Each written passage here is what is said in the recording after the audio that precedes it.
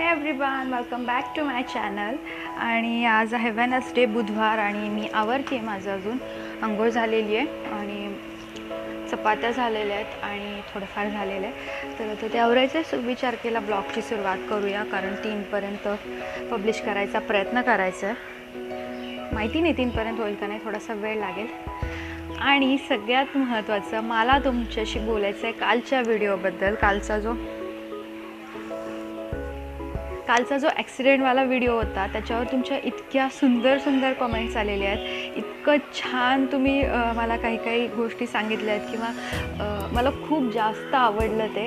काही लोकांनी मला सांगितलं की आम्हाला नाही फरक पडत, आम्हाला जशी आहे तू तशी आवडते, सो तू केसवरती बांधू शकते. काही जणांनी एकाने तर मला इतकी सुंदर कमेंट केली की मैथिली खूप जास्त ऊन आहे आणि आम्हाला तू आवडतेस आणि सो तू खूप गरम होते आणि तू केसवरती टॅप कर. आणि काही जणांनी त्यांचे एक्सपिरियन्स शेअर केले की काही जणांना स्कार्स आहेत, कोणाला हातावर आहे, कोणाला इथे फोरहेडला डोक्यावर आहे आणि कोणाला कुठे आहे. तर त्यांनी ते सांगितलं. काही जणांनी सांगितलं की त्यांचे विजिबल आहेत, काही जणांचे इनविजिबल आहेत, ते लोक त्याच्याशी कसं टॅकल करतात हे त्यांनी सांगितलं. आणि मला इतकं मोटिवेशन मिळालं की मला आता असं वाटते की हा व्हिडिओ मी इतक्या पटकन केला बरं झालं, जेणेकरून मी माझा जो स्कार आहे तो विजिबल करू शकेन लवकरात लवकर. तो मला लपवून ठेवायची गरज नाही पडणार. तुम्ही सगळे इतक्या कमी वेळामध्ये, म्हणजे अजून 3 महिनेच होत आहेत आणि इतक्या कमी वेळामध्ये माझ्यावर इतकं प्रेम करताय, म्हणजे खूप छान वाटलं. कुठल्याही व्यक्तीला असं ऐकून हे छानच वाटणार.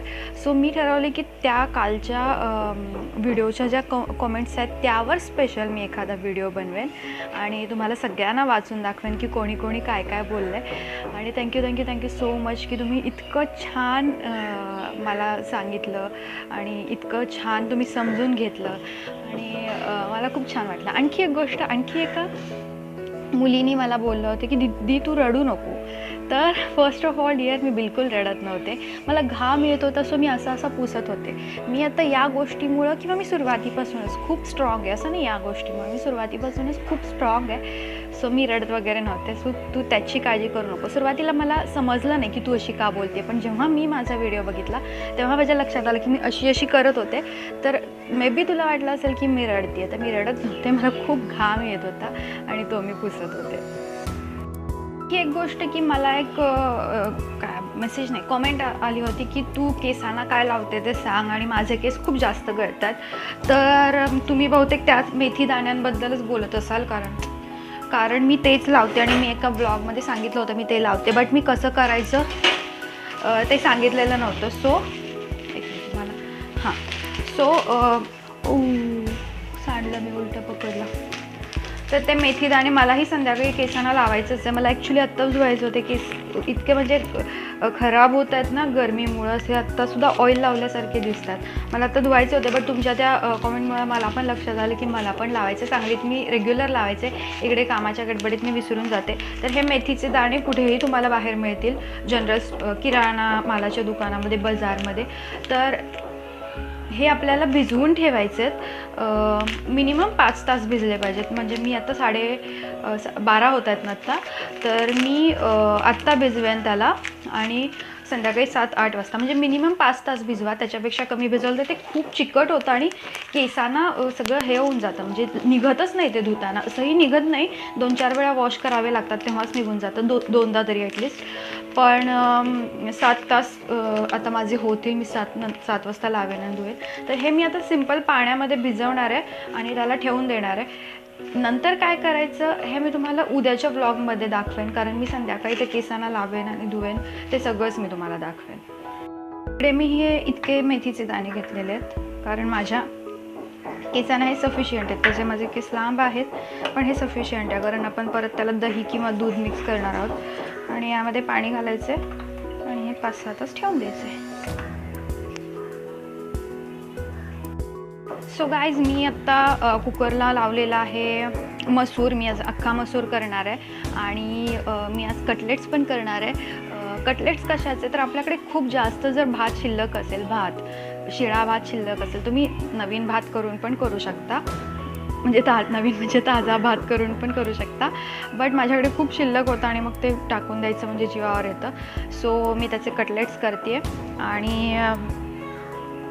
आणि काय त्याच्यासाठी मी काय केलेलं आहे, भात आहे, एक बटाटा, जेवढा भात आहे तेवढ्या प्रमाणात बटाटा घ्या, एक बटाटा आणि थोडेसे मटार मी कुकरला लावलेले आहेत आणि भात रेडीच आहे. तर चला मी आता तुम्हाला त्याची रेसिपी दाखवते. अख्खा मसूरची दाखवत नाही कारण तो मोस्टली सगळ्यांना माहिती आहे आणि अख्खा मसूरची जवळजवळ सगळ्यांची पद्धत एकच आहे. तरीही तुम्हाला हवा असेल तर तुम्ही सांगा मला, मी नेक्स्ट टाईम तुम्हाला नक्की सांगेन. इकडे माझ्याकडे इतका भात उरलेला आहे. पातेल्यामध्ये भात आहे कारण अकिराची भाताची पेस्ट काढली मी. पातेल्यामध्ये भात घेतलेला आहे, एक बटाटा आणि थोडेसेच मटार. तुम्हाला गाजर किंवा आणखी पण त्यामध्ये भाज्या आहेत त्या ॲड करू शकता. तर हे आणि तिन्ही मटार थोडेफार राहिले तरी फरक नाही पडत. हे छान कुस्कर असं.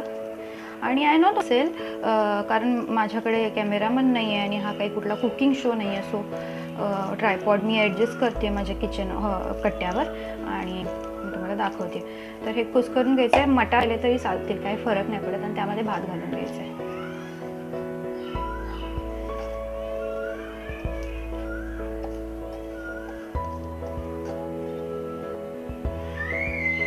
आणि अकिरा मोठमोठ्याने ओरडते.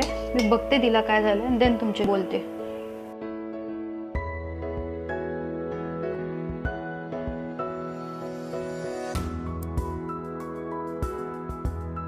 सो गाईज यामध्ये घालायची थोडीशी हळद. हळद थोडी घालायची नाहीतर कडवटपणा येईल. थोडीशी हळद. हे लाल तिखट घालते मी, आम्ही भगवती म्हणतो याला. आणि मी घालेन मॅगी मसाला थोडासा. त्या कांद्याला इग्नोर करा, तो अख्खा मसूरचा कांदा आहे. मॅगी मसाला थोडासा घालते. जर तुम्ही जास्त घालाल मॅगीची टेस्ट येते आणि मग ते नको वाटतं. मॅगीच बरी वाटते, त्याची टेस्ट दुसऱ्या कशाला नको वाटते. संपलाच आहे. आणि त्यानंतर थोडंसं चिकन मसाला घालते यामध्ये. तुम्हाला पाहिजे असेल तुम्ही कुठलेही मसाले ॲड करू शकता स्वतःचे. यामध्ये तुम्ही आलं लसूण पेस्ट पण घालू शकता, बट घरी बनवलेली. बाहेरची आणि टेस्ट येत नाही पाहिजे तशी. पण मी आता बनवायला मला तेवढा वेळ नाही आहे. सो मी आलं लसूण पेस्ट नाही यामध्ये घालत आहे. आणि हे छान मिक्स करून घ्यायचे असं. जर तुमच्याकडे इंद्रायणी असेल ना तांदूळ तर खूप छान कटलेट्स होतात. कारण इंद्रायणी असं चिकटून राहतो आणि मग त्यात बटाटा असल्यामुळे जास्त चिकटून राहतो. कटलेट बनवू शकतो आपण याचे, किंवा आपण याचे बॉल्स बनवू शकतो.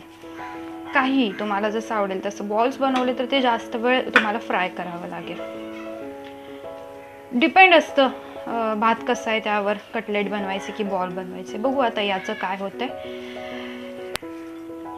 मेन गोष्ट राहिली, मीठ घालायचं राहिलं. थँक गॉड मला आठवलं.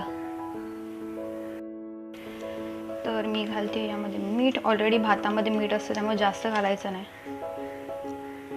माझ्या भातामध्ये कमी मीठ असतं कारण अकिराला पेज काढते तर ती जास्त खारट होते. सो भातामध्ये माझ्या कमी मीठ असतं. आणि परत छान छान मिक्स करून घ्यायचं. म्हणजे ना माझी मम्मी आम्हाला असं संध्याकाळी 5-6 वाजता भूक लागते त्यावेळी करून द्यायची, किंवा शनिवारी शाळेला जाताना डब्याला करू द्यायची. जर तुमची मुलं मोठी असतील, स्कूलला जात असतील तर तुम्ही टिफिनला देऊ शकता एखाद दिवशी मॉर्निंग ज्यावेळी असेल स्कूल त्यावेळेला. छान होतं, फटाफट चटपटीत. आणि इकडे मी आता कटलेट करून घेते. इंद्रायणी असल्यामुळे कटलेट होतात, बॉल करायची गरज नाही आहे.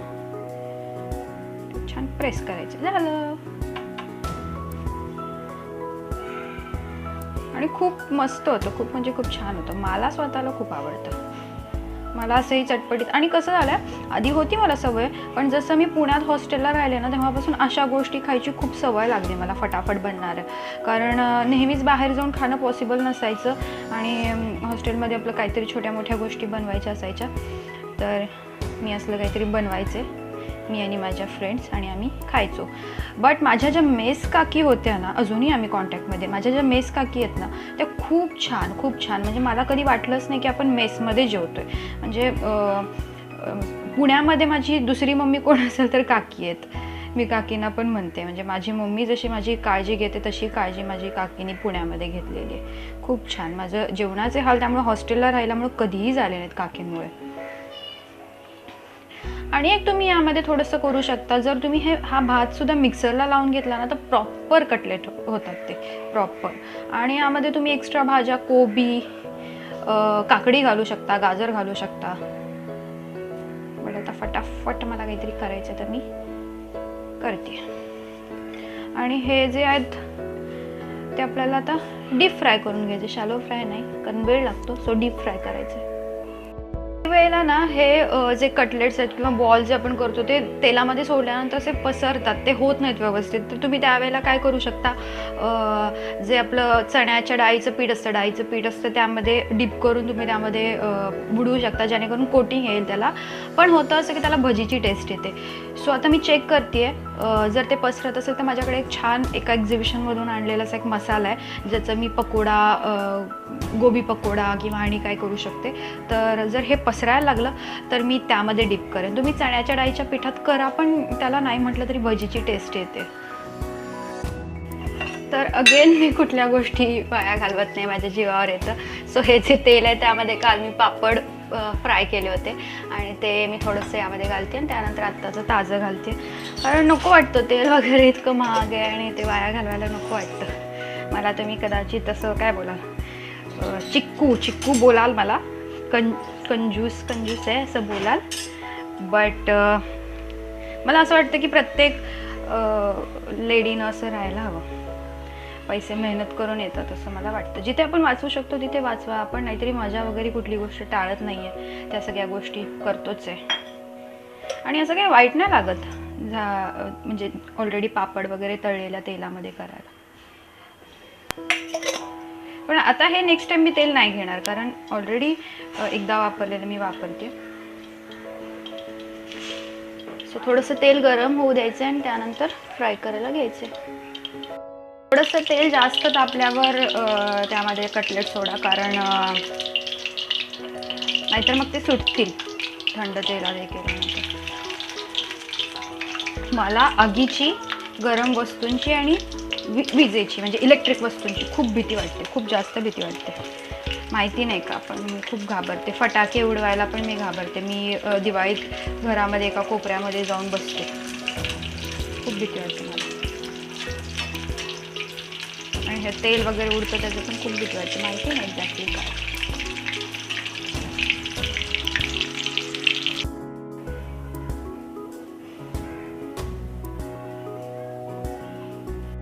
कटलेट आहेत ते बनवून झाले, खूप गरम होते मला. गॅसजवळ तर फार गरम होते. आणि कटलेट जे आहेत ते बनवून झालेले आहेत. आणि पहिले 2 होते ते थोडेसे असे काय बोलतात असे पसरले गेले. सो ते व्यवस्थित झाले नाही. 6 झाले आणि 4 होते ते व्यवस्थित झाले. आता टेस्ट बघूया कशी झाली असेल. आणि मला बरेच जण विचारतात की तुझं वय काय. तर आज मी तुम्हाला सांगूनच टाकते. माझी बर्थ डेट आहे 4 सप्टेंबर 1992 आणि आत्ता माझे 27 रनिंग आहे. 27वं वर्ष मला चालू आहे. सप्टेंबरमध्ये मला 27 पूर्ण होतील. तर हे आहे माझं वय.